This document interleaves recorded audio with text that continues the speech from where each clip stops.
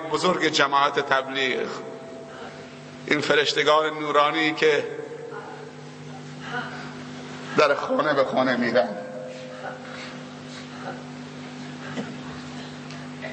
شاید از ما مسخره بکنن، بنگلادش انتخاب کردی بری 10 روز اونجا شاد باشی.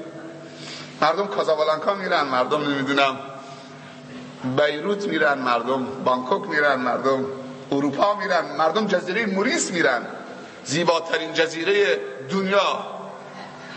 شما بنگال میری، بنگالی نمیدونی اونجا چه بود.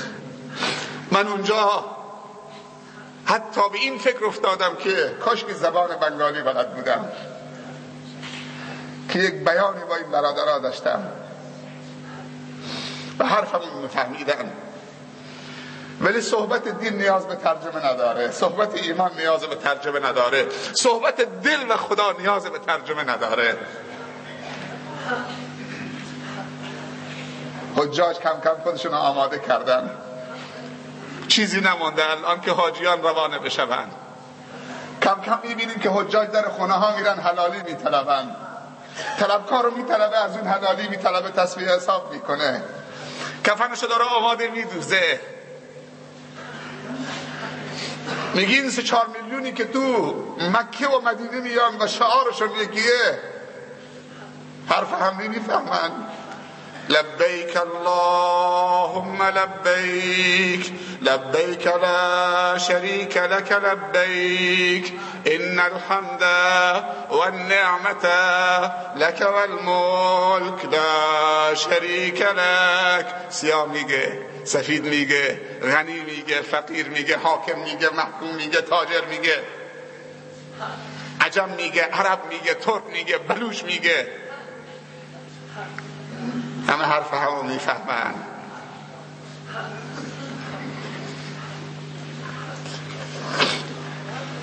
تو فرودگاه داکا که رسیدیم، پیرمردا و جوانای نورانی اونجا به استقبال آمده بودن.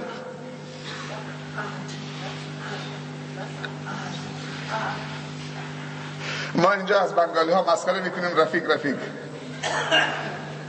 تن آدم حسابشون نمیکنیم. ما را بردن 20 کیلومتر خارج از داکا، اونجا محل تجمع و میدان بود. یک پذیرایی ویژه از ما کردن، 10 روز اونجا موندیم. امیری که همراه ما بود به ما گفت که مصافحه نکنید. خیلی عجیبه، مصافحه بکنیم سلام ثواب گیرمون بیاد، دست برادر رو لمس بکنیم. میگفت مصافحه نکنید. گفت چرا مصافحه نکنیم؟ سوال کردم. گفت که اینو خیلی با محبتن، اگه دست دراز کردید دیگه نمیتونید دستتو در بیارید. 4 میلیون نفر آدم ازدحام میشه، اگه مهمانا مصافحه بکنن خیلی مشکل میشه، نمیشه. گفتیم چشم. دو طرف این جاده رو صف کشیده بودن صدها هزار بنگالی که فقط سلام به مهمان بکنن، جواب سلام بشنون یا جواب سلام بدن. سبحان الله. من تو این 10 روز به اندازه 40 سالم سلام شنیدم. سلام علیکم، سلام علیکم، سلام علیکم، سلام علیکم. همین گریه میکرد سلام علیکم. خدایا ما رو کجا آوردی؟ سلام علیکم، سلام علیکم، سلام علیکم. بعضی موقع دیگه طاقت نمی‌کردیم، کمبود داریم، نشنیدیم. ما به هم دیگه توهین میکنیم. السلام علیکم و رحمت الله و برکاته. خب تو این 10 روز که موندیم 2 تا چیز برای من خیلی عجیب بود. 3 تا چیز. وقتی اسم الله جل جلاله برده میشد بدنشون میرفتید بنگالی ها، مثل که یک تشنج بهشون بگیره. وقتی فضیلت یک ذکری گفته میشد همین گفتن سبحان الله، سبحان الله. و سومین چیز عجیبی که دیدم اینجا، مهمان رو زیاد دوست داشتن، عربو بیشتر دوست داشتن، خیلی دوست داشتن عربو. دستشون به لباس عرب میکشیدن، به سر و کله و ریش عرب میکشیدن. سوال کردم چرا عرب ها رو شما اینقدر دوست داری؟ تا میگفتم چرا عرب ها رو دوست داری گریه میکردن.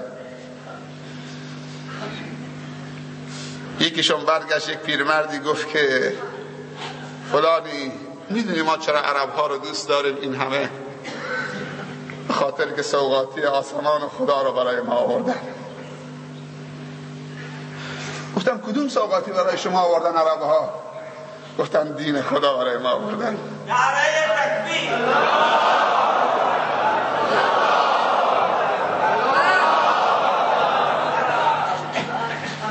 بنگالی عرب میبینه این عربا نیستن و اون عربا، دست به لباسش میکشه، اشکش جاری میشه. چرا دوست داری عرب؟ میگه چون عرب برای ما بهترین سوغاتی زندگی و عمر آورده. چه سوغاتی آورده که ما نمیدانیم؟ گفتن دین برای ما آوردن، سوغاتی آسمان برای ما آوردن. برادران بلوچ، من و تو هم سوغاتی خدا را دوست داریم.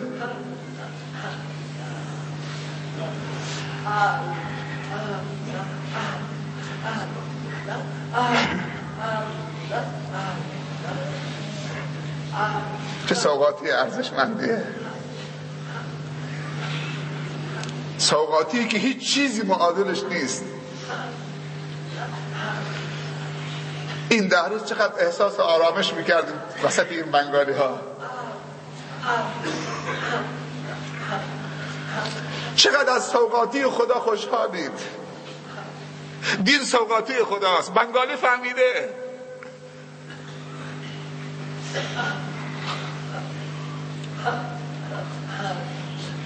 اگه به کشور امارات و قطر و بحرین و کویت سفر بکنید، اکثر امامان مساجد یا پاکستانی هن یا بنگالی هن یا هندی هن یا بلوچ هن. سبحان الله. امامان مساجد و حتی خطبا قدر سوغاتی رو فهمیدن، بس شدن چیه؟ استاد عرب ها.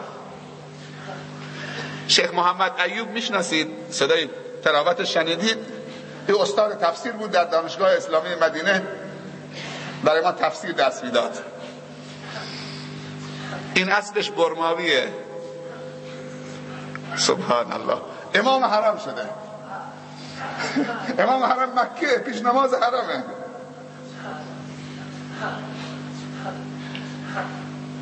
فلقد یسرنا القرآن للذکر فهل من مدکر. نگاه نکنی که بلوچی همیشه عقب میمونی، نگاه بکنی که مسلمانی، دین داری، خدا داری، تا رشد بکنی. به طایفه گری و نژاد و فلانی از فلان طایفه و فلان قبیله هست، این افتخار نیست. افتخار به دینداریه. ان اکرمکم عند الله اتقاکم. وقت نمازتون دیر میشه، وقت من فکر میکنم تمامه، ولی حرف خدا تمام نیست. عمر منم تمامه. بیاید عمرمونو مندگار بکنیم با تقوا و ایمان. سعدیا مرد نکونام نمیرد هرگز، مرد آن است که نامش به نکویی نبرند.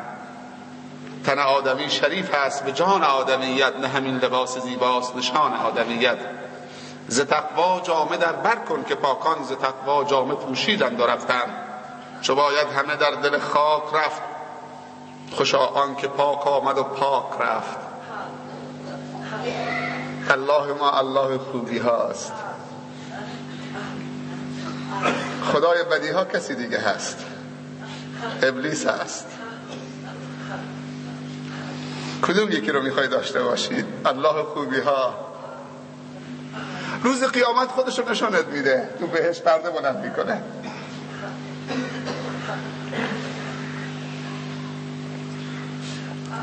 خدا دو تا رحم داره الله، یکی در دنیاست یکی در آخرت، و رحم آخرت مرتبط به رحم دنیاست. رحم خدا در دنیا دین خداست و دین خدا یعنی کتاب خدا و سنت رسول خدا صلی الله علیه و سلم. هر چیز کتاب خدا را بیشتر مطالعه بکنید، بیشتر بفهمید، بیشتر شناخت داشته باشید، بیشتر بهش عمل بکنید، بیشتر برنامه زندگیت قرار بدید و سنت مطهر رسول خدا صلی الله علیه و سلم بیشتر تو زندگیت پیاده بکنید و بدعت‌ها را بکشید و نابود بکنید، رحم خدا بیشتر نصیبت شده.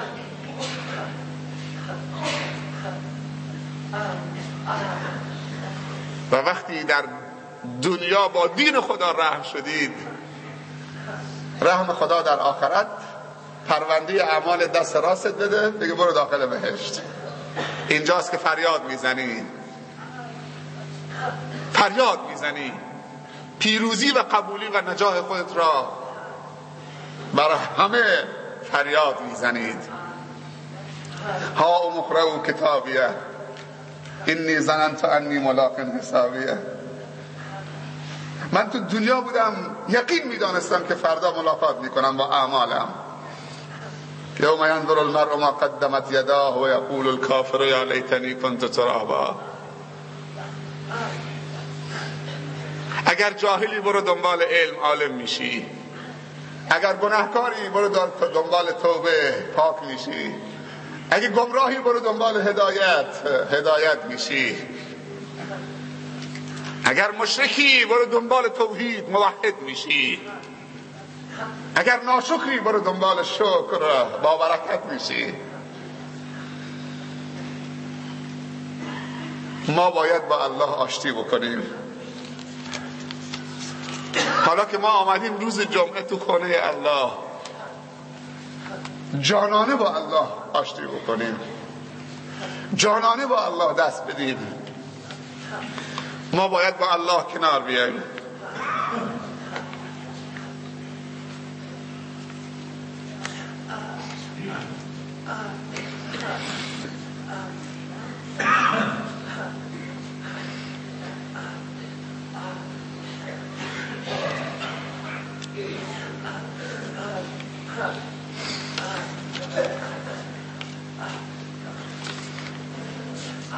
عزیزی نوشته که دعا بکنید که جگرگوشم زندان است تا آزاد بشود. ولی من دعا میکنم که اول دلش خدا آزاد بکنه. خدا بکنه که دل ما زندان هوا و هوس و نیتهای خراب نشود. وقتی دل آزاد شد دیگه در دوزخ اگر وصل تو در چنگ آید، مار از حال بهشتیان ننگ آید. ور بی تو به صحرای بهشتم خوانند، صحرای بهشت بر دلم تنگ آید. این دل دنیای وسعت و عظمت دارد. الله ما الله خوبی هاست، الله ما الله پاکی هاست. دیگه چی گفتم؟ الله ما الله زیبایی هاست. پاکی را آفریده، پاکی را دوست دارد و پاکان رو دوست دارد. ان الله طیب لا یقبل الا طیبا. الله ما الله زیبایی هاست. الله زیبا آفرین و زیبا پسنده. الله لطیفه، زیبایی را دوست دارد. از زشتی بدش می آید و از زشتکاران بدش می آید. الله ما الله مهربانی هاست. از دشمنی بدش می آید. به هم دیگه ترحم بکنیم، به هم دیگه رحم بکنیم. به خاطر یک بز به جان هم نیفتیم. به خاطر اشتباه یک بچه کوچک یا یک جوان در یک عروسی شمشیر و اسلحه روی هم نکشیم. به هم دیگه توهین نکنیم، پشت نکنیم. بزرگان قوم بنشینند، مشکل را حل کنند. خدا مشکل دنیا و آخرتتون را حل میکنه. اصلاح ذات البین. بچه هاتون رو بفرستید مدرسه.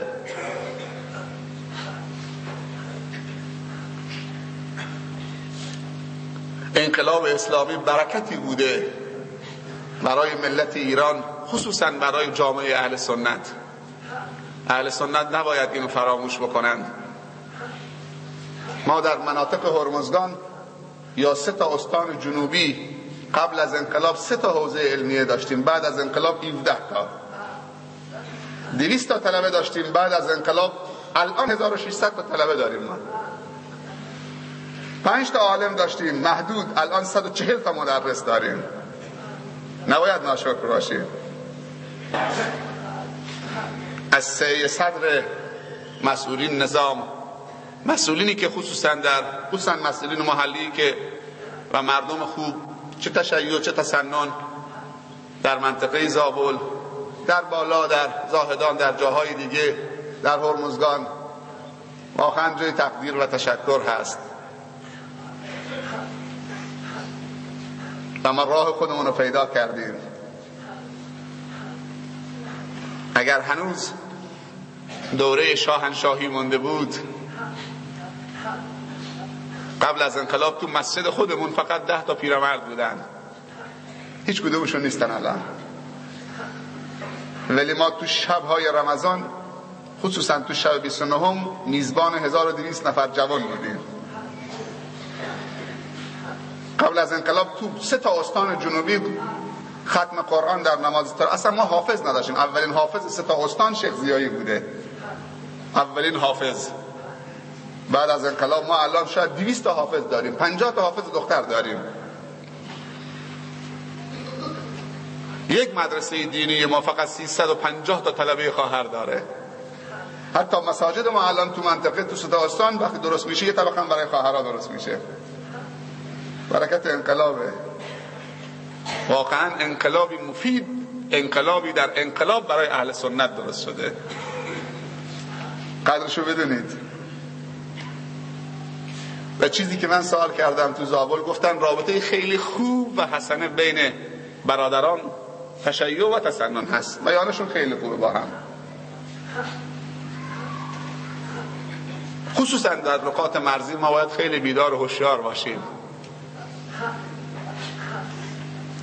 همه کسانی که در نقاط مرزی زندگی میکنن باید سخت‌کوش باشن و متحمل باشن و سختی پذیر باشن، چون سر مرزن.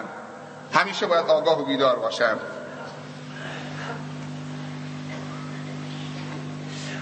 و قطعا دولت و نظام هم روی همه کسانی که در مرز زندگی میکنن حساسن، چون دروازه هستن دیگه. و تو هر مرزی، تو هر کشوری، هرچند که کنترل باشه، بالاخره چه راههایی هست برای عبور و خروج، برای عبور و مرور. و هر چی مرز وسیع‌تر باشه کنترلش مشکل تره.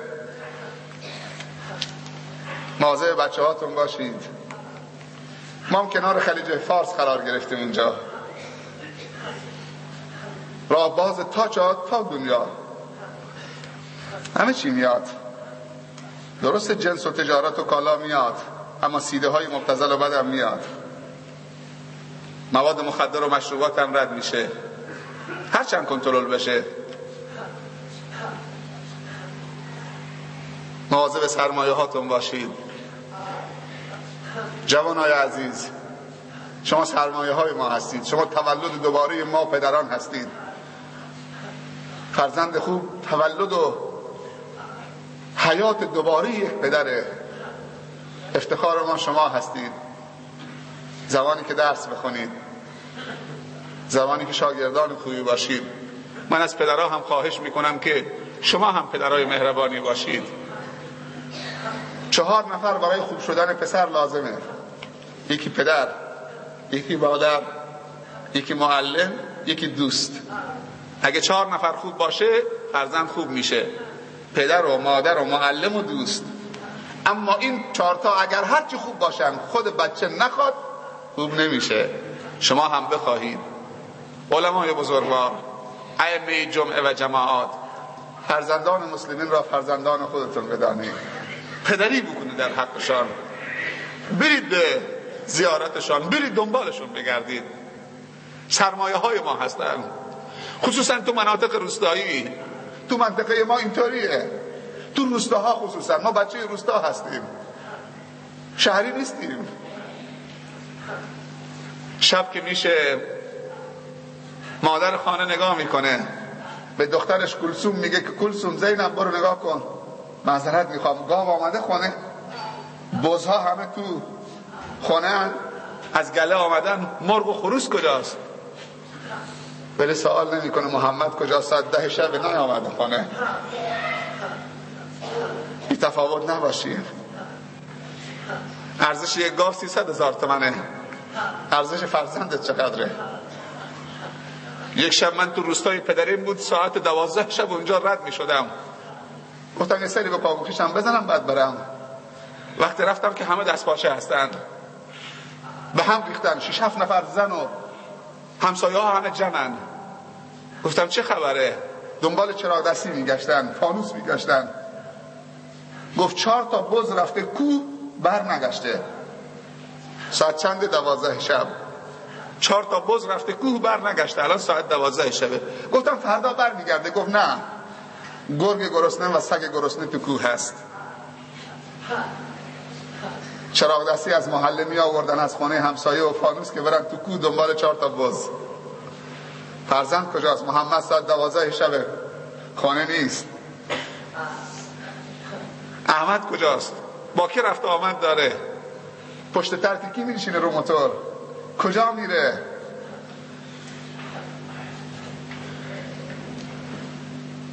هر چی داریم از نعمت معلم و علم داریم، دست به دست همدیگی انشاءالله.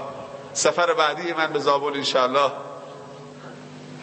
یه چیز دیگر ببینم، فرشتگان بیشتری ببینم، آبادی بیشتری ببینم، انسجام بین برادرای تشیع و تسنن، اتحاد و یک پارچگی، احترام متقابل به همدیگه، رضایتمندی مردم از مسئولین، رضایتمندی مسئولین از مردم. همین اینا سبب برکت میشه، نزول رحمت میشه. ما که مجال داریم خوبتر بشیم، چرا خوبتر نباشیم؟ و همیشه اگر دعایی دارید، پیامبر گفته اول صلی الله علیه و سلم گفته برای 2 نفر دعا بکنید از مردم، یکی برای حکام، یکی برای علما و امرا. پیامبر صلی الله علیه و سلم میفرمایند اگر عالم و آمر، امیر، حاکم و عالم، این 2 تا اصلاح شدن، همه اصلاح میشن. هر چی دعا دارید برای حکام بکنید، حکام مسلمین، برای مسئولین و برای امرا و علما. اگه ما اشتباه کردیم نگید خب حالا که اشتباه کردیم ولش کن بابا. اگه یک اشتباه و 2 اشتباه، شما هم دعای خیر برای ما نکردید، دعای هدایت، ما گمراه شدیم، کی گمراه میشه؟ پناه به خدا. همین شما را به خاطر الله دوست دارم. امیدوارم که این دوستی خالصانه برای خودش قرار بدهد و ارتباط ما ارتباط خدایی باشد و دوستی ما و محبت ما و احترام ما به همدیگر و دید و بازدید ما همش خدایی باشد. خداوند آرزوهای خوب ما که اصلاح خود ماست و اصلاح فرزندان ماست نصیب ما بگرداند. خداوند هدایت کامل را نصیب بگرداند. خداوند بعد از هدایت ما را سبب هدایت دیگران قرار بدهد. خداوند علما و حکام ما و امت اسلامی را به راه راست هدایت بفرمایند. خداوند علما و حکام ما را به راه راست هدایت بفرمایند. خداوند علمای ما و حکام ما را به راه راست هدایت بفرمایند. خداوند علمای مخلص و ربانی ما که در رأس اونها شیخ الاسلام مولانا عبدالحمید و سایر علمای بزرگ و خیرخواهان هم هدایت بفرمایند و هم توفیقات روزافزون نصیبشون بفرمایند و هم از مکر و نیرنگ دشمنان و شیاطین و شیطان صفتها مسون و محفوظ بگردانند تا بتوانند کلام خدا را به بندگان خدا منتقل کنند و تا بتوانند آموزش و پرورش را و تعلیم و تعلم را به اوج کمال خود برسانند. خداوند پدران ما را به راه راست هدایت بفرمایند، مادران ما را به راه راست هدایت بفرمایند، فرزندان ما را به راه راست هدایت بفرمایند، دوستان ما را به راه راست هدایت بفرمایند، همسایگان ما را به راه راست هدایت بفرمایند، خواهران و برادران ما را به راه راست هدایت بفرمایند. خداوند خیر دنیا و آخرت را نصیب همه ما و شما بگردانند. خداوند دشمنان اسلام را به راه راست هدایت بفرمایند. خدایا دشمنان اسلام را به راه راست هدایت بفرما و بعد از دشمنی اون دشمنان را تبدیل به دوستان ارزشمند ما بگردان. پروردگارا دشمنان اسلام را به راه راست و دین اسلام هدایت بده و بعد از هدایتشون سبب هدایت دیگران قرار بده. خدایا ما و همه برادرها و خواهرای مسلمان را در همه کارها خاتمه به خیر بگردان. در تمامی برنامه ها خاتمه به خیر بگردان. خدایا چنین کن سرانجام کار که تو خوشنود باشی و ما رستگار. من از همه شما مجددا تشکر میکنم. حوصله کردید، بزرگواری کردید، مهمان نوازی کردید، صبر و تحمل کردید، وقتتون گرفتم. یه خواهشی از همه شما دارم که واقعا محتاج اون خواهش هستم، اگر نه خواهش نمی کردم، و اون این که برای من دعای خیر بفرمایید. شاید خداوند هدایت ما را کاملتر بکنه. برای خانواده من دعای خیر بفرمایید، برای فرزندانم دعای خیر و هدایت بفرمایید. شاید به برکت دعای خیر خالصانه شما ما هم هدایت بشیم، خانواده ما هم هدایت بشه، فرزندانم هم صالح و مصلح بشن و ما جز خدمت به خود شما چیزی دیگر از این دعای خیر نمیخواهیم. دعای خیر بفرمایید تا ما هدایت بشیم و در خدمت شما و فرزندان شما و خواهر و برادر مسلمان باشیم. چیزی دیگر نمیخواهیم. خدایا چنین کن سرانجام کار که تو خوشنود باشی و ما رستگار. دلهای ما را از هر سو به سوی خودت بر بگردان. پروردگارا ما را قبول درگاه خودت بگردان. پروردگارا توبه نصوح قبل از مرگ نصیب بفرما، هدایت کامل نصیب بفرما، شفای عاجل نصیب بفرما، اسباب براءت زندانیان ما را فراهم بگردان. خدایا بیماران را شفای عاجل عنایت بفرما، گمراهان را هدایت کامل عنایت بفرما، گناهکاران را توبه نصوح عنایت بفرما. پروردگارا ما را از فضل خودت و لطف خودت و رحمت خودت به غنای کامل برسان. ربنا ظلمنا انفسنا وإن لم تغفر لنا وترحمنا لنكونن من الخاسرين. سبحان ربك رب العزة عما يصفون وسلام على المرسلين والحمد لله رب العالمين والسلام عليكم ورحمة الله تعالى وبركاته. من یه خواهشی که دوباره در خاتمه از همتون دارم، همجور که کنار هم نشستید نگاه تو صورت هم بکنید، دست هم بفشارید، همدیگه رو حلال بکنید و با همدیگه بیعت بکنید برای راه خدا. همین الان همه دست هم بگیرید، یه لبخند هم بزنید، حلال بکنید، دست خدایی به همدیگه بدید.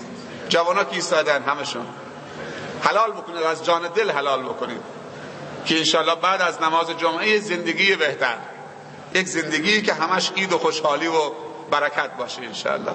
حاضرید اجماعاً برای این برکت و تولید این برکت یک صلوات محمدی غرا خط بفرمایید.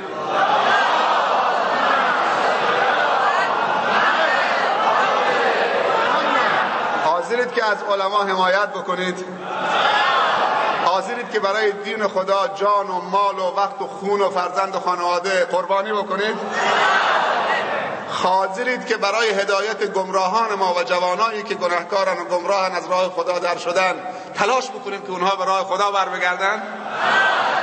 جزاکم الله خیر، بارک الله فیکم. من دیگه با خوشحالی از اینجا میرم. مرد هر محکم ز ورد لا تخف، ما به میدان سر به جیب او سر به کف. مرد هر از لا اله روشن ضمیر، می نگردد بنده سلطان و میر. پای خود را آنچنان محکم نهد، نبض ره از سوز او بر می جهد. ممنون و سپاسگزاریم از حضرت شیخ و استفاده بردیم از کلام گوهربار و بیان شیوایشان. آرزوی طول عمر و توفیق رودافزون داریم برای ایشان و همچنین صحت و سلامتشان را از درگاه باری تعالی مسئلت داریم. همچنین جناب شیخ جلساتی دارند امشب بعد از نماز مغرب با جلسه اختصاصی دانشجویان و همچنین عموم مردم نیز می توانند در این جلسه شرکت نمایند. محل این جلسه مسجد جامع می باشد و بعد از نماز عشاء در حوزه اسلام آباد لوتک نیز جلسه خواهد بود. از همه عزیزان که برایشان مقدور است استدعا میشه که در این جلسات حتما انشاءالله شرکت کنند. وقت نماز است، لطفاً سنت ها را بخوانید. السلام علیکم و رحمت الله و برکاته.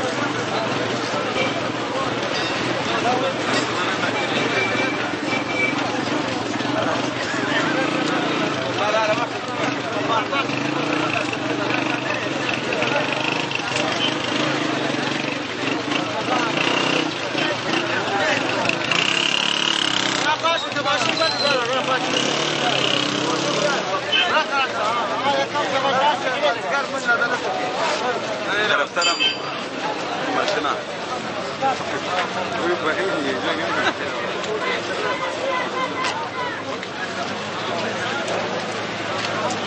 برو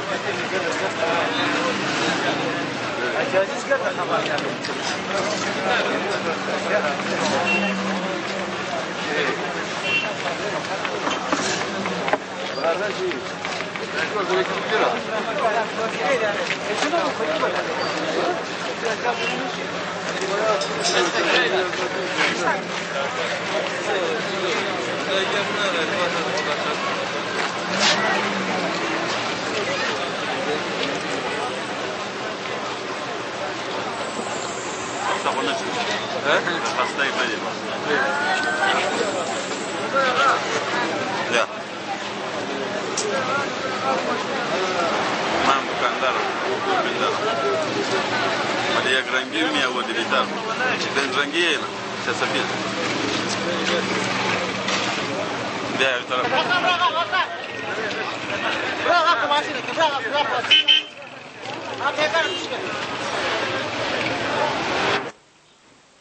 وقت نداره که صرف فحش دادن و صرف توهین کردن و صرف دعوا بکنید. این وقتی که بالاخره به گفته بزرگان میگه که اگه حضرت نوح میفهمید که یا امروز بود که میدونست که عمر امروز 40 تا 50 سال بیشتر نیست، اون صرف یک سجده فقط میکرد. این 40-50 سال دیگه صرف چیز دیگه نیست، یعنی وقت نیست برای چیز دیگه.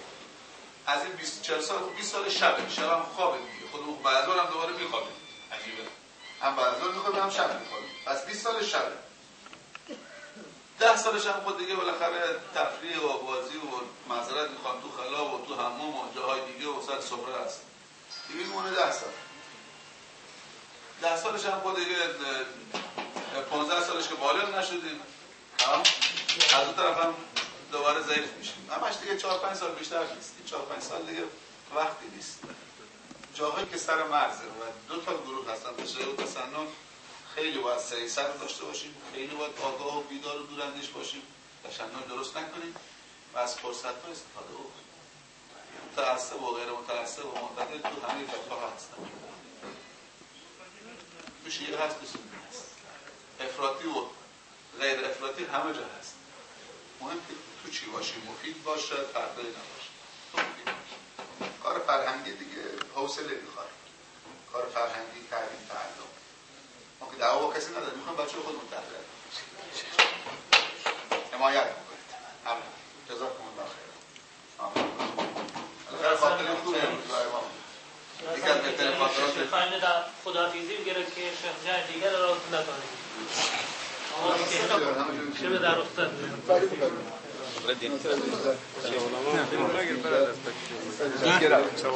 مگه حرام انتوات قبول نکنه.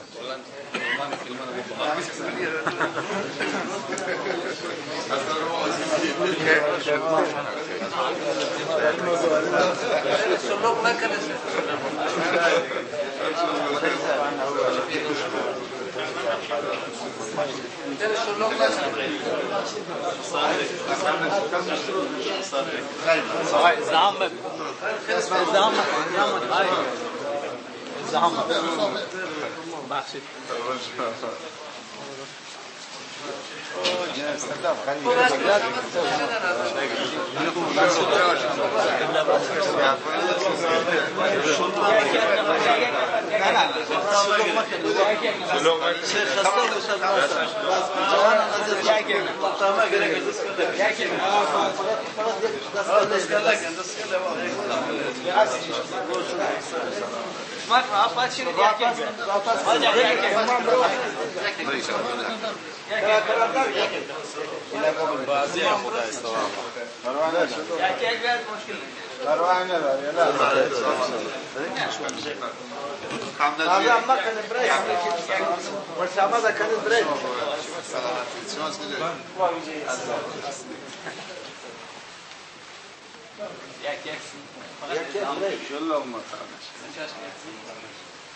ترافیک شد دیگه ترافیک بزار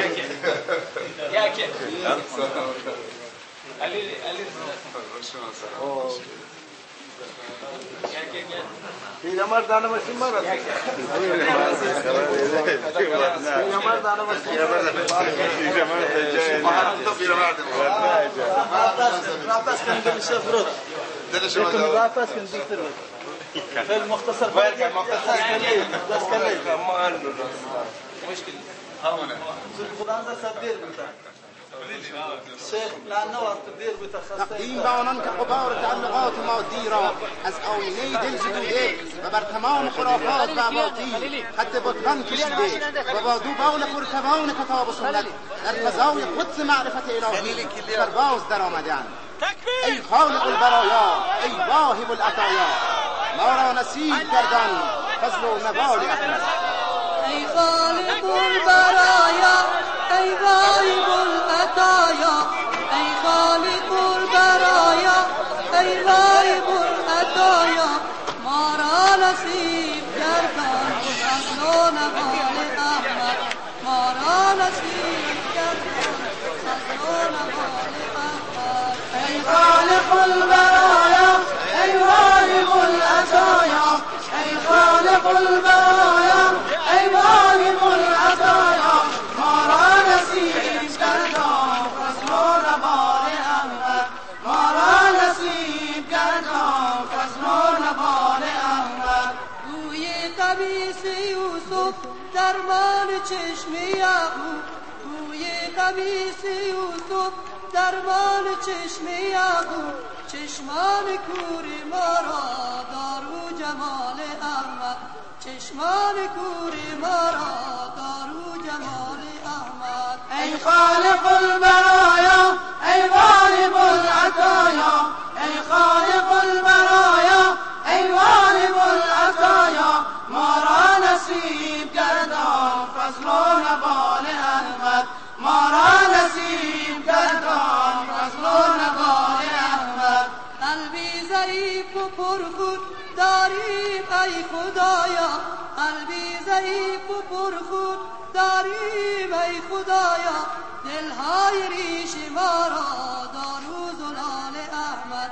دلهای ریش ما را دارو زلال احمد. ای خالق البرایا، ای واهب العطایا، ای خالق البرایا، ای واهب العطایا، ما را نصیب گردان فضل و نوال احمد. ما را نصیب گردان فضل و نوال احمد. دردی درون قلبم چند وقت گشت پیدا، دردی درون قلبم چند وقت گشت پیدا، داروی درد قلبم باشد وصال احمد. داروی درد قلبم باشد وصال احمد. ای خالق البرایا، ای واهب العطایا، ای خالق البرایا، ای واهب العطایا، ما را نصیب گردان فضل و نوال احمد. ما را نصیب گردان فضل و نوال احمد. نی خورد و خواب دارم، نی راحت و قرارم، نی خورد و خواب دارم، نی راحت و قرارم، نی سال و ماه دارم جز ما و سال احمد.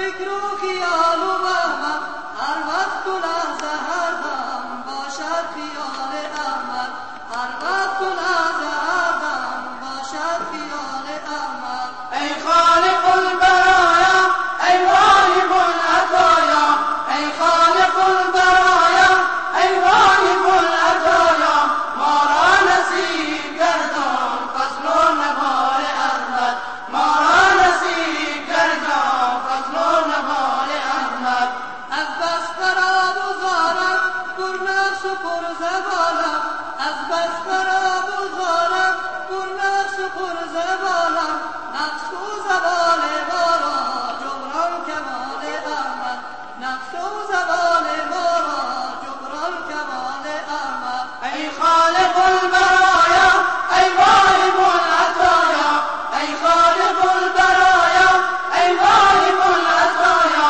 ما را نصیب گردان فضل و نوال احمد ما را نصیب گردان فضل و نوال احمد ما را نصیب گردان فضل و نوال احمد دلی غافل بکن توبه که مرگ اندر کمین داری ز حال خود مشو غافل که جای زیری زمین داری گلیم بخت و بدبخت مگردان روز آخرت ببخشا فضل کن ما را نصیب فرما هم هدایت گلیم بخت و بدبخت مگردان روز آخرت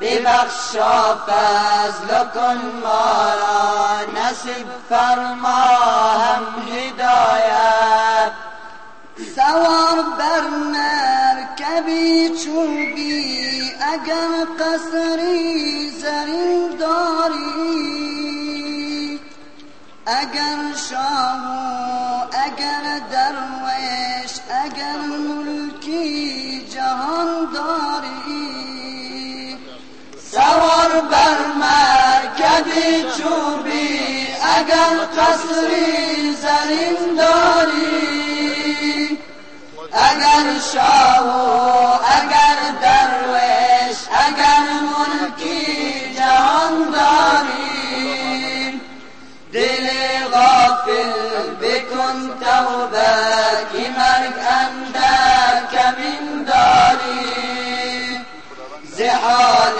خود مشو غافل که جای زیری زمین داری گلیم بخت و بدبخت مگردان روز آخرت ببخشا فضل کن ما را نصیب فرما هم هدایت گلیم بخت و بدبخت مگردان روز آخرت ببخشا فضل کن ما را نصیب فرما هم هدایت تو مشغولی در این دنیا بسیم و ضربت فروزن نباشد عمر تو پایدار اندر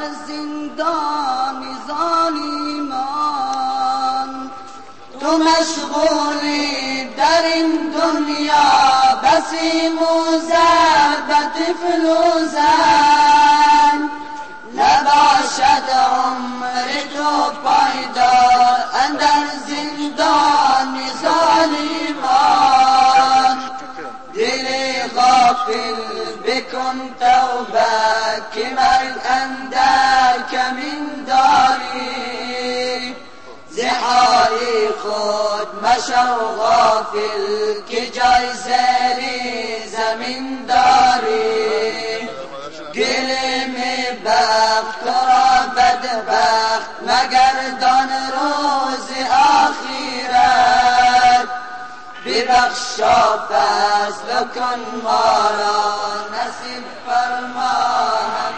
هدایت گله می بخت تو را بدبخت مگردان روز آخرت ببخشا فضل کن ما را نصیب فرما هم هدایت شد آدم و حوا کجا شد یوسف و موسی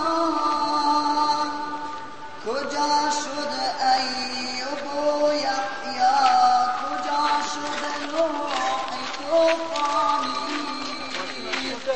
کجا شد آدم و حوا کجا شد یوسف و موسی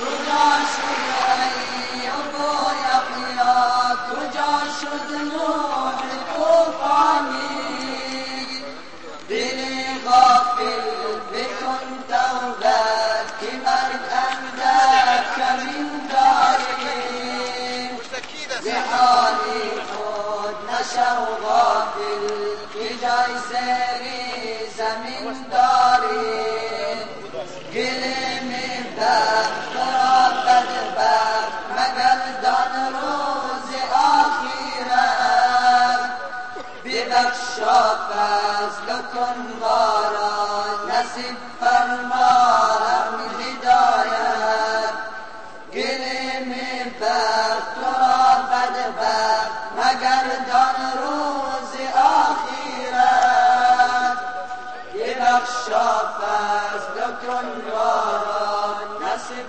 فرما هم هدایت کجا شد عیسی بن مریم که مرده زنده میکرد او سلیمان خود کجا رفته کجا تختی سلیمانی کجا شد عیسی بن مریم که مرده زنده میکرد او سلیمان خود کجا رفته کجا تختی سلیمانی دل غافل بکن توبه که مرگ اندامین داری ز حال خود مشو غافل که جای زیر زمین داری گله می بخت تو را بدبخت مگردان روز آخرت ببخشا فضل کن ما را نصیب فرما هم هدایت گله می بخت تو را بدبخت مگردان روز آخرت ببخشا فضل کن ما را نصیب فرما هم هدایت چو ختم الانبیا هم رفت دیگر کستی او جاوید ماند مگر ذاتی مقدس ماند در این داری سمدانی چو ختم الانبیا هم رفت دیگر کس کی او جاوید ماند مگر ذاتی مقدس ماند در این داری سمدانی دل غافل بکن توبه که مرگ اندر کمین داری ز حال خود مشو غافل که جای زیر زمین داری گله می بخت تو را بدبخت مگردان روز آخرت ببخشا فضل کن ما را نصیب فرما